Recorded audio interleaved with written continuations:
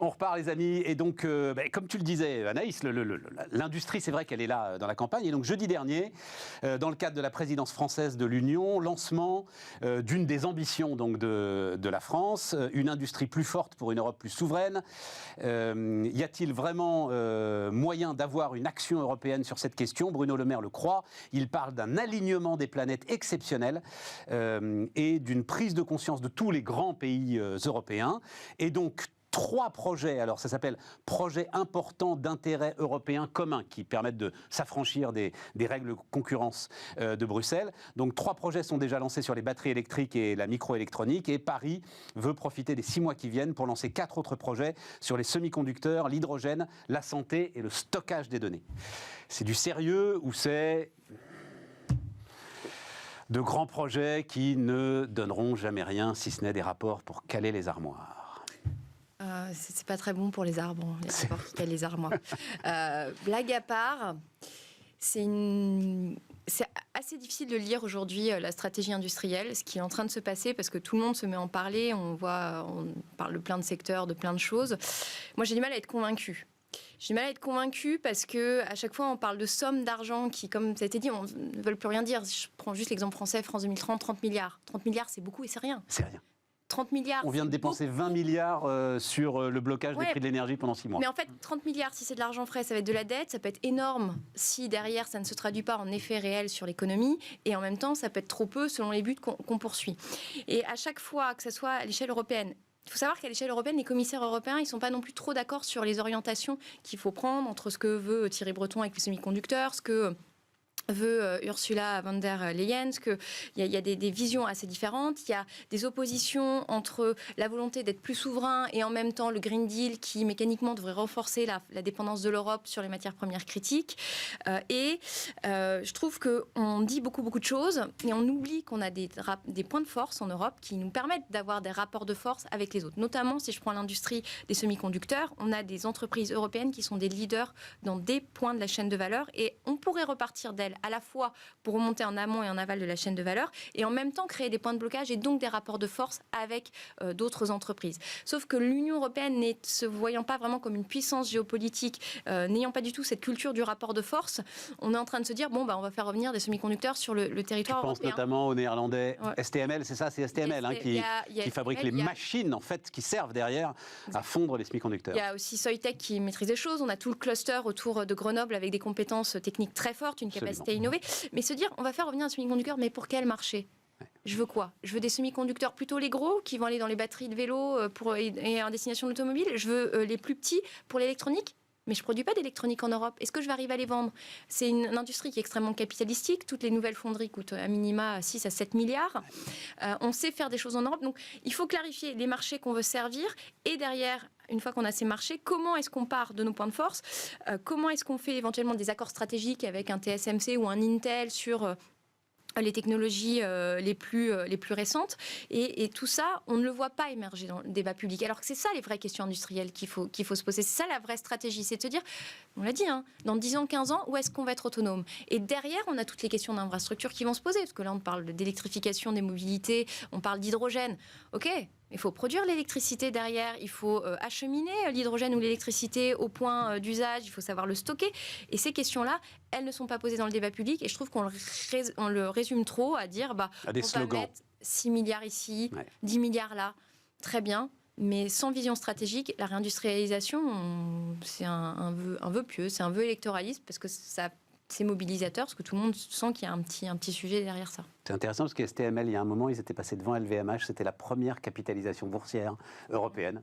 Et les marchés étaient en partie d'accord avec toi. C'est-à-dire, l'Europe va sans doute s'appuyer sur ses points forts, et puis, Juste pour compléter, il y a un truc, il y a eu ARM, le britannique, il y a eu une tentative de rachat, toujours dans l'industrie du semi-conducteur, par un groupe américain, qui a été bloqué par le Royaume-Uni. Et moi, je trouve que là, un bon signe de la vitalité de l'Europe, ça aurait été qu'on ait une entreprise européenne ou un fonds souverain européen ou je ne sais quoi, qui se positionne pour acheter ça. Et l'enjeu de l'Europe, c'est d'arrêter de se faire piller un peu ces technos par la Chine et les États-Unis, c'est de savoir mettre des moyens sur les technologies émergentes et éventuellement aller faire des acquisitions stratégiques. C'est ce qu'a fait la Chine pour rattraper son retard technologique. Et ça, on ne le positionne pas du tout dans le débat. À aucun moment, on se dit on va être aussi un peu à l'attaque dans cette mondialisation en essayant d'aller récupérer des positions stratégiques.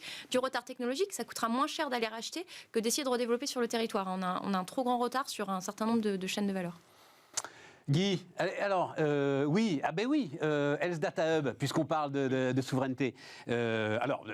Rapidement, hein, juste résumé de la situation, mais c'est vrai que article très intéressant dans la Tribune, reprenant des infos d'ailleurs d'autres organes spécialisés, sur l'idée que l'État avait mis un coup d'arrêt donc à ce Health Data Hub, sous sa forme actuelle, alors très exactement en retirant la demande d'autorisation auprès de la CNIL pour qu'il aille collecter très très largement les données.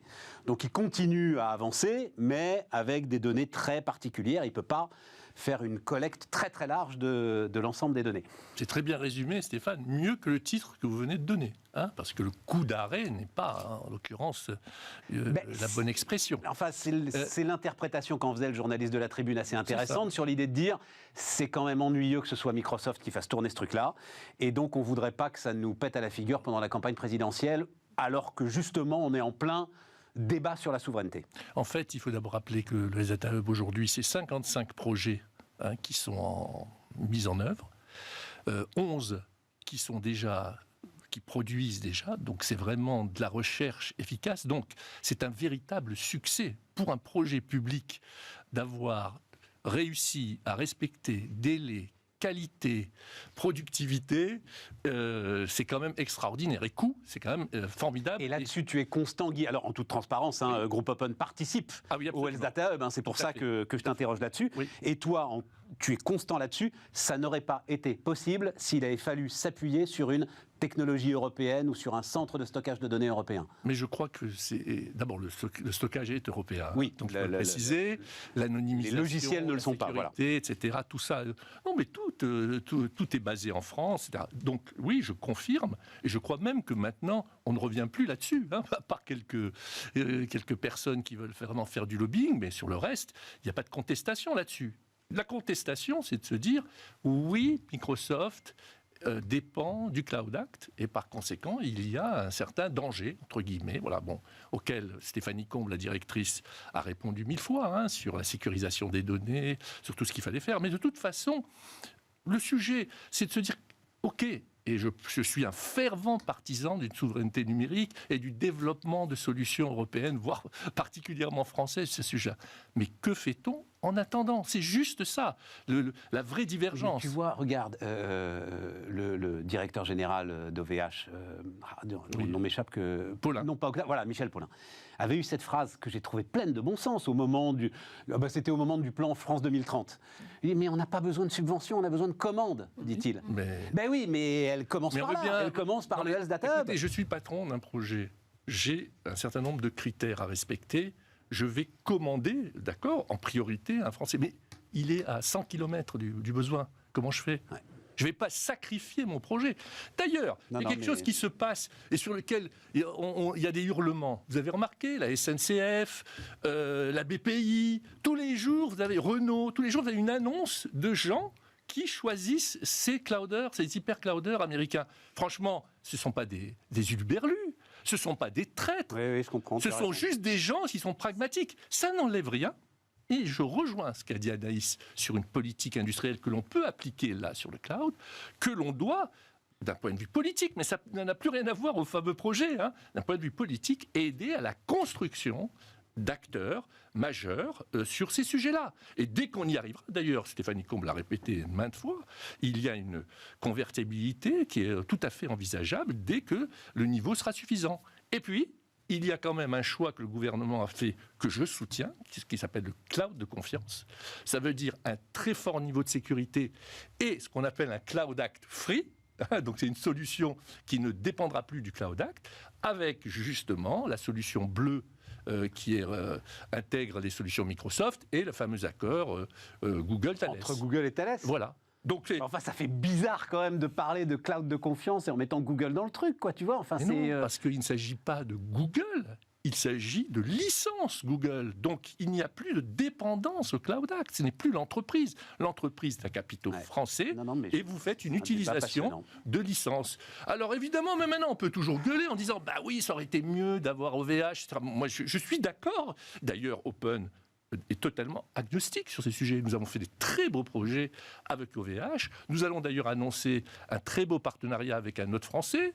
Donc, tout ça, c'est tout à fait normal. Mais moi, si je dois faire un projet, je vais prendre tout ce qui me donne les garanties de réussite. Tu voulais rajouter un truc, Anaïs, et puis ensuite c'est un peu le serpent qui se mord la queue aussi, parce qu'on sait que les technos, elles arrivent à se développer, parce qu'en effet, il y a une demande, et donc des cas d'usage qui se multiplient, de l'amélioration, et qu'à un moment...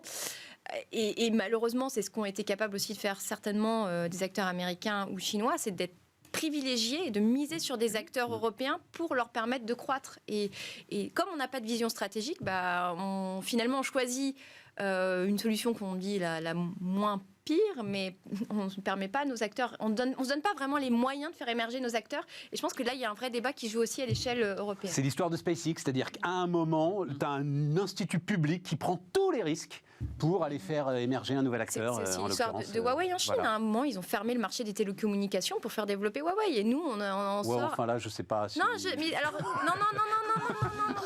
Non, mais là où c'est... Je préfère SpaceX comme exemple. C'est intéressant parce que pourquoi je cite l'exemple de Huawei, je ne veux pas prendre en exemple la Chine, c'est qu'à un moment, on a des acteurs qui émergent parce qu'on a en fait, on sous-estime. Quand on parle toujours des entreprises du marché, on se dit d'un côté, il y a le marché, de l'autre côté, il y a l'État. Sauf que quand on regarde les acteurs qui émergent, l'État a un rôle considérable dans la structuration de certains marchés et qu'on se refuse à avoir en Europe. Et pourquoi l'exemple de Huawei est intéressant sur la 5G, c'est qu'on avait des acteurs européens. Et au lieu de se donner les moyens de miser sur nos acteurs européens, qui n'ont pas pu aller se développer ailleurs, eh bien, on a réagi à 27 en ordre dispersé, entre ceux qui acceptent partiellement, ceux qui ferment, etc. Et c'est là qu'on perd la chance du potentiel du continent européen. Et j'ajoute, je te donne la parole à Erwan, mais j'ajoute quand même, Guy, tu dis Renault, SNCF, machin, etc., c'est pas des traîtres, mais évidemment. Parce que d'un côté, il va falloir aussi que les grands patrons qui pleurent à longueur de journée sur le fait qu'il n'y ait pas de stratégie européenne soient cohérents avec eux-mêmes et eux aussi acceptent de prendre des risques à un moment pour faire émerger des acteurs puissants européens. C'est leur intérêt. Nous sommes tous ça quand même en plus dans les deux entreprises. C'est des entreprises où la France est actionnaire. Oui, mais il y en a eu d'autres pour le coup. Qu'aurait-on dit si par exemple le Health Data Hub avait choisi je cite des personnes, et puis qu'il y ait des millions de données qui sont dans la nature parce que la sécurité n'était pas suffisante. Qu'aurait-on dit si la SNCF choisissait une solution pour favoriser l'industrie française, et puis au bout du compte que ça génère des milliards de pertes? Il y a quand même un problème. On aurait dit, on est au cœur d'un débat absolument passionnant dans le dernier bouquin de Augustin Landier et David Tesmar, qui s'appelle Le prix de nos valeurs, dont je vais parler de plus en plus et dont on parlera la semaine prochaine. On aurait dit, à un moment, on est cohérent avec nous-mêmes, on a un certain nombre de valeurs, on décide de les défendre, et on va de temps en temps payer le prix parce qu'il y aura des accidents. Tu n'y crois pas? Je ne crois pas une seconde. Le problème, quand tu as le choix entre OVH et AWS ou Microsoft, et que OVH plante toutes les semaines... Nous, on est chez OVH, hein, si tu sais bien, je peux te dire, il y a souvent des problèmes de messagerie, tu ne reçois pas. Tu fais aussi le choix de l'efficacité. Mais en 1954, le général Park Song en Corée du Sud, il avait justement comme volonté pour reconstruire le pays, il a insufflé ce qu'il a appelé le Big Push. En fait, le Big Push, c'était quoi? Il a capitalisé sur 5 entreprises phares, dans 5 secteurs phares, dont notamment les télécommunications, ce qui a donné Samsung derrière. Et il a dit, maintenant, je vais diriger à la fois les forces du privé et du public vers le développement, le fait de couver ces entreprises-là pour les développer et en faire des champions nationaux. Et bien en fait, il a réussi. Mais il a réussi pourquoi? Parce qu'il a, c'est pas une planification à la Georges Marchais qu'il a fait et qu'on pourrait faire. C'est juste de se dire, on dégage collectivement et nationalement des priorités. Parce qu'on regarde tout simplement, on regarde nos avantages comparatifs, on regarde là où on est bon et là où on a besoin d'être bon dans les années qui viennent justement pour avoir des gains de productivité nécessaires, et on essaie de couver ces secteurs-là, donc effectivement en prenant certains risques, en assumant le prix de nos valeurs sur certains points et en mettant aussi les forces de l'écosystème au sein. Mais ça veut dire aussi qu'on enlève certaines réglementations pour leur permettre aussi de se développer.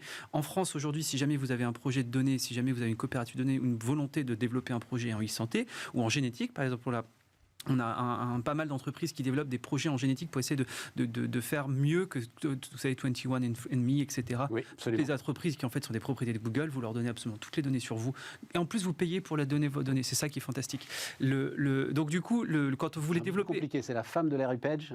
Oui, qui a... C'est pas la propriété de Google. Non. Ah bah excusez-moi, Google a des parts, Google via Calico a des parts d'entreprises. Elle peut en avoir des parts. Elle a des parts parce que justement, il y a un projet d'échange de données là-dessus. Bon, refermons la Et donc, quand vous voulez développer le même projet en France, au même paramètre, vous avez un acteur qui s'appelle la CNIL et qui, du coup, en fait, vous empêche de développer ça. Donc, en France, on veut se donner les moyens de la souveraineté. On n'a plus que le mot souveraineté, on veut des solutions souveraines, on veut être plus fort surtout.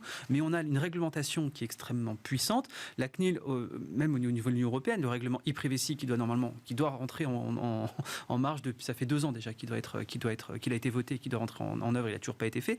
On dit, OK pour utiliser certaines données, mais par contre, données anonymes. La plupart des éditeurs de logiciels d'intelligence artificielle, notamment dans la santé, vous dites, nous, des données anonymisées, ça ne nous intéresse pas, il nous faut des données pseudonymisées. Parce que c'est comme ça qu'on arrivera à croiser différentes variables et à faire de la prévention et de la personnalisation des soins. Et bien, vu qu'en fait, aujourd'hui, on veut être plus royaliste que le roi et on a cette volonté de surprotéger la vie privée, qui est très bien en soi, mais a priori de faire du business et après de développement de croissance, on ne peut pas justement se permettre d'avoir ce big push et donc du coup de couver une partie de... Mais il est très pompidolien ton big push, parce que finalement Pompidou a fait la même chose, non? Pompidou a fait la même chose. Oui, voilà, c'est la France des années 60, tout ce que mais tu me racontes. c'est pas exactement pareil. Tu sais ce qu'on raconte en 1980. Il y a eu un suivi entre 54 et maintenant, et en fait, si tu veux, là où justement les Coréens ont une discipline que nous on n'a pas eue, c'est qu'ils ont accepté, les successeurs du General Park ont accepté de garder la même politique, justement parce qu'il y avait un horizon qui était posé. En France, on développe une énergie, production d'énergie bas carbone, un gouvernement va le défaire, un autre va le refaire. 1980, tu as la puissance nucléaire, la carte à puce, le TGV, le Minitel. Après, tu as le rapport en 80. Et l'avion aussi. L'aéronautique était une des stratégies d'indépendance. Oui, mais ces 4 trucs-là, t'es en avance, mais sur tout le monde. Mais c'est vertigineux. En 94, tu as Gérard Tévy qui fait un rapport sur les nouvelles routes de la communication et qui dit l'Internet, ça sert strictement à rien. Exactement. Il faut mettre l'effort de recherche et de développement sur justement le Minitel. Le fait qu'après, que tu as des décideurs qui ne comprennent pas grand-chose, qui se disent on va flatter l'opinion, on va flatter machin, des bas instincts de certaines personnes. Non, mais ça, c'est clair. On s'est battu. On a eu un big push et puis... On s'est battu en France. Il y a 6 mois pour faire revenir des productions de Doliprane et de paracétamol sur le territoire.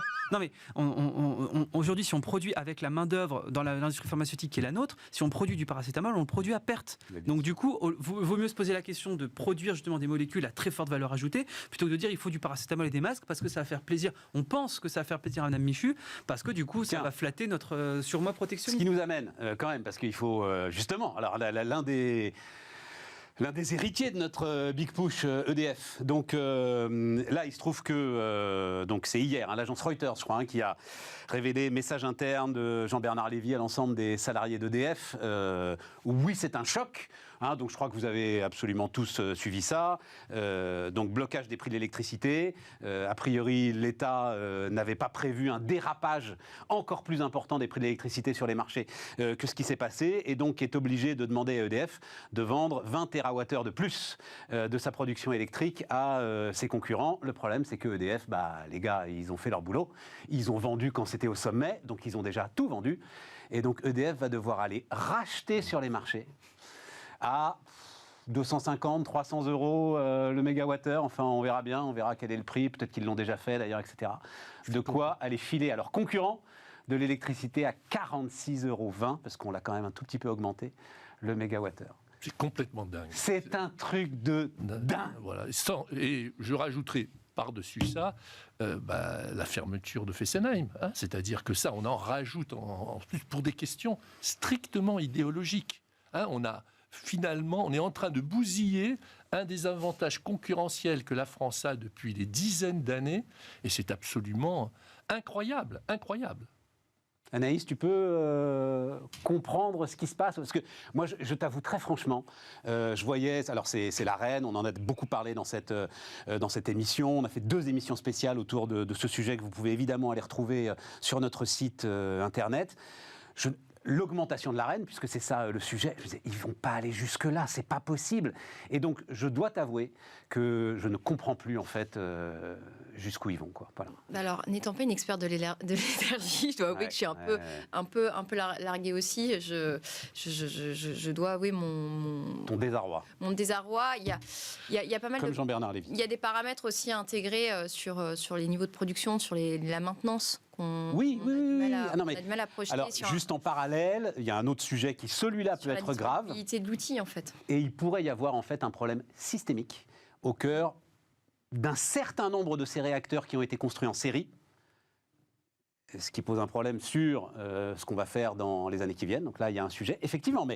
Mais d'ailleurs, sachant cela, le gouvernement aurait encore plus dû, à mon avis, s'abstenir d'augmenter cette arène, surtout que EDF proposait des solutions ciblées sur les électro-intensifs. Les industries électro-intensives, c'est vrai qu'elles avaient besoin de solutions ciblées. Erwan, tu as un commentaire là-dessus? Non, juste on constate... Non, mais c'est l'art de se saboter. C'est fantastique d'avoir effectivement des avantages. Vous reprenez les 5 avantages technologiques qu'on avait aux début des années 80. On n'a plus un seul, parce qu'en fait, le problème, c'est qu'on n'a pas laissé justement faire des industriels. Alors après, il y a des forces de marché, il y a de la concurrence. On n'est pas tout seul non plus dans le monde entier. Mais on a su se saboter par à mon avis, une mauvaise politique de recherche, mauvaise compréhension des enjeux liés à l'innovation. Là, l'énergie, c'est en plus un sujet que tout le monde comprend, parce que nous, ce qu'on veut, c'est quand on appuie sur le bouton, ça va de la lumière, mais qui malheureusement est un sujet extrêmement complexe que la plupart de nos politiques ne comprennent pas. Et c'est devenu une opposition binaire maintenant anti ou pro-nucléaire. On ne se pose même plus la question effectivement des tarifications marginales, de la sécurité des différentes technologies qu'il peut y avoir au sein du nucléaire, la disponibilité des énergies. Maintenant, on binarise, donc on a besoin de binariser. Et donc du coup, c'est maintenant les questions que vont poser les journalistes, c'est alors on ferme des réacteurs ou on en ouvre? C'est peut-être un petit peu plus complexe que ça. ITER, par exemple, c'est un projet qui est fait par des ingénieurs français qui sont partis bosser en Asie et aux États-Unis. Les deux ont développé, on dévoilait il y a 3 semaines de ça un projet de fusion nucléaire. Ça n'a pas duré longtemps, ça a duré 7 minutes, où ils ont passé la barre des 170 000 millions de degrés justement pour permettre d'atteindre justement ce seuil de fusion pendant 7 minutes. Donc on a eu la première fusion nucléaire faite par des ingénieurs français en Asie et au MIT. Le problème, c'est que je ne savais pas que c'était les gars d'ITER qui étaient partis au MIT. Ce pas des gars d'ITER, c'est des ingénieurs français. Ingénieurs français, ah oui, d'accord, mais c'est pas les gars d'ITER. Certains ont bossé sur ITER, d'autres, ils auraient dû peut-être rester bosser sur ITER. Ce qui est très drôle, c'est que du coup, c'est nous qui avons inventé l'énergie nucléaire, enfin en tout cas qui avons inventé la production d'énergie nucléaire. On va se retrouver peut-être dans 20 ans à devoir acheter des réacteurs soit aux Asiatiques, soit aux Chinois, soit aux Américains, du coup, d'une technologie qu'on a nous-mêmes inventée. C'est la faillite tout simplement de, à la fois une combinaison d'une trop grande planification faite par des personnes qui n'étaient pas des planificateurs, des personnes qui n'avaient aucun habitus industriel, et par une mécompréhension à la fois du concept de souveraineté qui en fait on confond trop avec le concept de protectionnisme, et le fait de se dire en fait de ne pas avoir de vision industrielle sur le long terme. Donc au final on se retrouve aujourd'hui à devoir acheter des pièces d'avion qui sont fabriquées à l'étranger, on va se retrouver demain à devoir acheter des réacteurs qui seront faits à l'étranger, on se retrouve à importer du blé et des pommes de terre, donc au final on a... Non, on n'importe pas du blé, pas encore. Regardez, non, on exporte a une le balance, blé on exporte le blé, on importe les chiffres, ce qui dans l'absolu on a une balance agricole qui n'est plus excédentaire, ce qui est quand même un tremblement de terre aussi dingue, complètement dingue, mais on n'en est quand même pas encore à importer du blé. On nous a dit qu'on ne peut plus faire de ratatouille sans production française. Moi, ça m'a choqué aussi. Mais bon. Non, mais ce qu'à dire, Bayrou, c'est qu'on est un pays exportateur de matières premières, comme les pays sous-développés. Et en matière de nucléaire, parce qu'il y a des raisons... Enfin, la question de l'énergie, elle est approchée aujourd'hui de manière manichéenne, ce qui, à mon avis, n'est pas le bon débat. Et on a perdu des compétences et des savoir-faire clés. Enfin, la vente, je pense, c'est un trauma national, la vente d'Alstom à GE. Ah non, on ne part pas là-dessus, Anaïs, parce qu'on ne va pas être d'accord, là. Attends, ils sont en train de la racheter. Ils n'en veulent même pas, d'ailleurs. EDF, oui, on oblige EDF à racheter ces fameuses turbines Arabelle. Oui, qu'est-ce qu'on va gonfler avec ces turbines? Qu'est-ce qu'on va racheter? Ils n'en veulent pas. La question, c'est qu'est-ce qu'on va racheter? Qu'est-ce qu'on va racheter? Est-ce qu'on va racheter les brevets? Est-ce qu'on va racheter les contrats de maintenance? Ou est-ce qu'on va racheter un outil de productif qui, de la vie de tous, n'est pas ce qui a le plus intérêt? Alstom est aujourd'hui le leader européen et peut-être même mondial, parce qu'on découvre que le chinois CNCC n'est pas aussi fort que ça, du ferroviaire. D'accord. Si Patrick Cron, moi je le dis, je le martèle, n'avait pas eu le courage incroyable de vendre la branche énergie au moment où elle était vendable, il n'y aurait plus d'Alstom, comme il n'y a quasiment plus de General Electric. Bon, voilà en ma conviction. On en reparlera parce que je ne pense pas qu'on aura le temps dans les 10 minutes qui nous restent de clore ce débat. Mais je pense qu'il... Mais enfin, l'effondrement structurel, enfin, General Electric l'a vécu, l'effondrement structurel de valeur de l'ensemble de cet outil de production. Oui, mais il y a un moment, il y a quand même la question du choix qu'on fait, des compétences qu'on cherche. On en revient toujours à la question, c'est-à-dire qu'on veut remettre en place une politique nucléaire, redévelopper des centrales, et en même temps, on n'est plus forcément capable de les produire sur notre territoire. On a perdu des compétences. Aujourd'hui, le démantèlement de centrales, on n'est pas sûr de savoir le faire, mais la construction de centrales... Oui, mais c'est pas en vendant la branche énergie d'Alstom qu'on a perdu ses compétences, Anaïs. Il faut être honnête entre nous. Elles n'étaient pas là, les compétences. Non. Il y a quand même un certain nombre de savoir-faire sur Alstom qui est reconnu par tous. Après, est-ce que...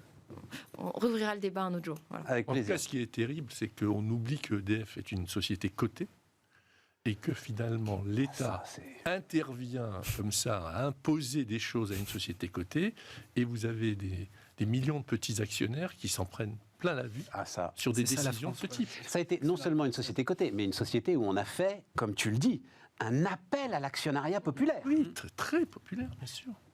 Et le titre s'est craché, pas de se cracher. Et lui demander de racheter Alstom, pour le coup, n'est pas une chose intelligente, parce que le métier de produire et distribuer de l'énergie n'est pas la même chose que... On est bien d'accord. Là, pour le coup, ce qu'on est en train de faire, c'est une hérésie. Une hérésie. On va certainement racheter... Donc, on le dit d'un mot pour ceux, parce que là, on rentre dans des détails que les gens sont peut-être pas obligés de suivre. On impose à EDF de racheter, effectivement, alors notamment les fameuses turbines Arabelle. Arabelle, le premier client d'Arabelle, c'est Rosatom. Donc on imagine que Rosatom va être ravi d'acheter des turbines qui sont maintenant possédées par EDF. Non, il va peut-être y avoir un problème. Donc oui, effectivement, là... Là, il y a un choix stratégique qui n'est pas là, qui n'est pas le bon. Non, je vais juste, mais on en parlera demain, mais Air France aussi, on arrive au bout du bout. C'est-à-dire que Air France, alors j'ai plus le chiffre en tête, je crois que c'est 7 milliards d'augmentation de capital, mais là, l'État ne peut plus en fait monter au capital, parce que s'ils montent au capital, ils sont au-dessus de 30% et ils sont obligés de lancer une OPA. Donc voilà, on arrive au bout du bout de l'ensemble de ce système. Juste, puisqu'il nous reste 3 minutes, et Guy, je sais que je ne savais pas qu'il y avait un plan aussi Nation ETI lancé par le gouvernement. Et donc, ils se félicitent, mais c'est ce que tu disais tout à l'heure, Anaïs, c'est-à-dire qu'on dit c'est pour nous, ils sont absolument pour rien, mais ils se félicitent de ce que les ETI ont créé 26 700 emplois nets sur les 3 premiers trimestres de 2021, c'est du jamais vu en plus de 10 ans, et on se rend bien compte que là, on a une taille d'entreprise qui est en capacité de capter en fait la croissance. Et je rajouterais que la majeure partie, enfin une grosse partie de ces créations viennent des entreprises du numérique, qui crée des dizaines de milliers d'emplois chaque année. Je rappelle que Open recrute 1000 personnes chaque année et que c'est quand même un moteur qui est totalement sous-estimé. 1738 ETI industriels. Voilà, je dis ça pour toi, Anaïs. Non, mais j'adore les ETI et c'est la force de nos territoires. Après, je pense que le truc de vouloir faire des ETI, de faire plein d'ETI, parce que l'Allemagne a un mini-stand, l'Italie est une puissance exportatrice avec des PME, et nous, notre force, c'était des grands groupes. Le problème, c'est que nos grands groupes se sont majoritairement délocalisés. Donc, la réindustrialisation, c'est aussi recréer des écosystèmes, et ça repose sur la demande, comme ça a été dit. Et bon, on peut atteindre des chiffres. Je ne suis pas sûre que ça sera une bonne preuve de la bonne santé de notre économie. Dernier truc, un petit sourire pour terminer, parce que j'aime bien, dans ce plan ETI, il y a un partenariat fiscal. Tu vas peut-être regarder ça, Guy. Seuls 10 ETI ont accepté de travailler en collaboration avec les services des impôts. Voilà. Et le gars des Échos qui écrit ce papier que j'avais lu, écrit « La relation de confiance ne semble pas complètement établie entre les ETI et l'administration. On ne nous a pas contactés. Mais ce que je peux dire, une chose, c'est pour donner de la sécurité juridique aux entreprises, voilà, et avoir des rescrits de manière moi, je voudrais quand même préciser, parce que j'ai eu ce débat avec Chavagneux, en 10 secondes. Chavagneux de Alternative économique, quand il disait partout que les entreprises françaises ne payaient pas 30% d'impôts. Je lui ai dit, alors je ne sais pas pourquoi, mais nous, c'est ce qu'on paye. Ah, il me dit, vous ne savez pas vous débrouiller. Il faut que tu changes de conseiller fiscal. Non, mais c'est quand même extraordinaire de penser ça. Non, les ETI, en tout cas, je ne vais pas parler pour les autres, voire les PME, payent leurs impôts normalement au taux qui est celui de l'État. Merci les amis, merci à vous. Et donc on se retrouve demain pour un nouveau numéro de Bismart.